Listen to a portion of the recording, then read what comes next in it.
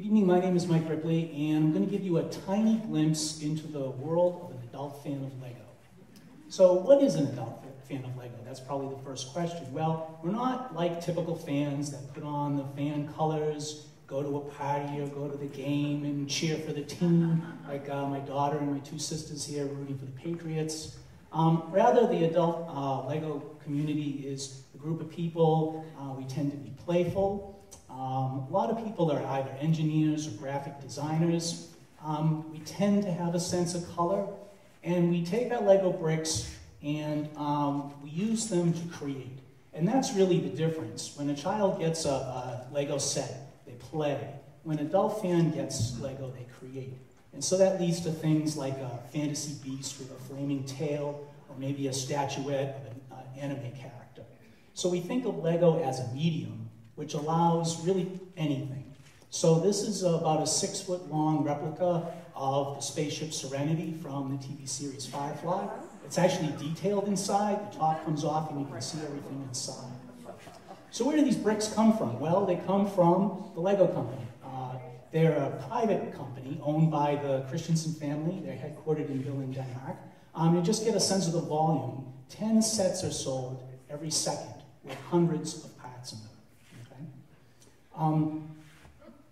We have rules like other hobbies. I said Lego bricks. We don't really like the term Legos, and definitely not blocks. And the whole challenge is to take the bricks and try and build what you want to build with them. So cutting and gluing is really not a good thing. The community, if you think about a population, AFOLs are few and far between. So it's really the internet that's brought everybody together and made this thrive. And the other interesting thing is we can do things a toy company can't. So there's Tinkerbell partying after one of the fan conventions. There are fan conventions all around the world. These are the ones in the US. The one that's coming in this area will be in May on Mother's Day weekend, BrickFair, New England. It'll be in Manchester, New Hampshire. We have our own lingo. I've used a few of those terms already. SNOT is a building technique. My wife is a non-Lego significant other. And teenagers get their own designation as teen fans of Lego.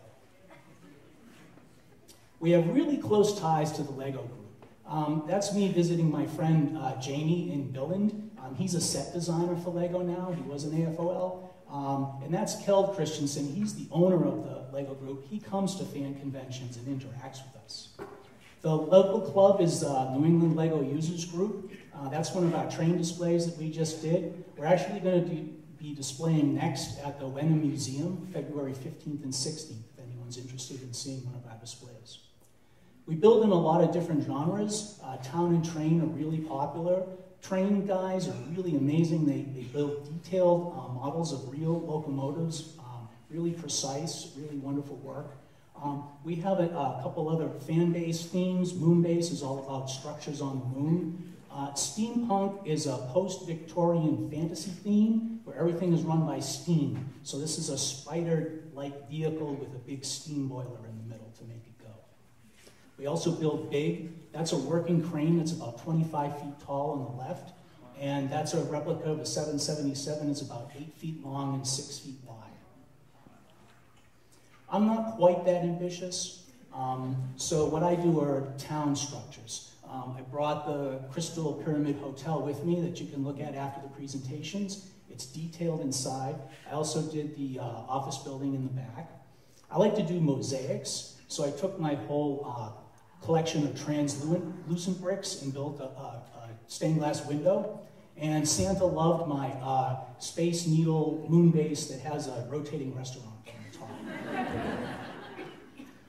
I also participated in the Lego Millyard project, which is a replica of the Amiskid Mill complex along the Merrimack River in Manchester, New Hampshire.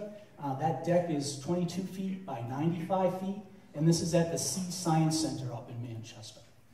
Lastly, I do an annual Lego Family Fun Night at our church. It's a fellowship event. We get together, we do a community build, we have a Danish potluck supper.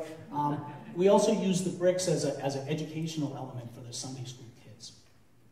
So that's a tiny glimpse into the world of an adult fan of Lego. There's some resources if you're interested in learning more, and I'll be happy to answer any questions after the talk. Thank you.